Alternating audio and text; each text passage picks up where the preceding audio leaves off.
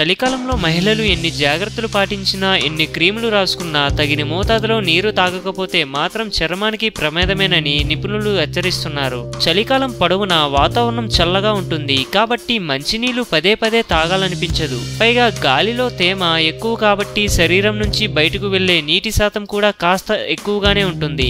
దీంతో చర్మం మరింత పొడిబారి పోవడమూ తప్పదు. ఈ సమస్యను దూరం చేసుకోవాలంటే దాహం కాకపోయినా నీరు సేవిస్తూనే ఉండాలి. ఇక శీతాకాలంలో చర్మం పొడిబారుతుంది. శీతాకాలంలో నువ్వుల నూనె చర్మానికి ఎంతో మేలు చేస్తుంది. శరీరానికి నూనె పట్టించి సున్నిపిండితో గోరువెచ్చని నీటితో స్నానం చేస్తే చర్మం మృదువుగా తయారవుతుంది.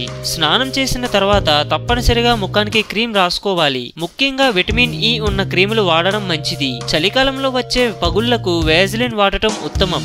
సాధారణ సబ్బుకు బదులు గ్లిజరిన్ సబ్బులు వాడటం మంచిది. రాత్రి పడుకునే ముందు తప్పనిసరిగా చేతులకు కాళ్లకు మాయిశ్చరైజర్ క్రీమ్ రాసుకోవాలి. వారానికి ఒక్కసారైనా వేడి చేసిన కొబ్బరి నూనె లేదా నువ్వుల నూనెతో మసాజ్ చేసుకోవడం మంచిది. ఆరోగ్యమే మహాభాగ్యం అన్నారు పెద్దలు. సో మేము పెట్టే అప్డేట్స్ ని రోజు ఫాలో అవుతూ మీ ఆరోగ్యాన్ని కాపాడుకోండి. మీకేమైనా టిప్స్ తెలిస్తే కామెంట్ లో పోస్ట్ చేయండి. చివరగా సబ్స్క్రైబ్ చేయడం మాత్రం మర్చిపోకండి.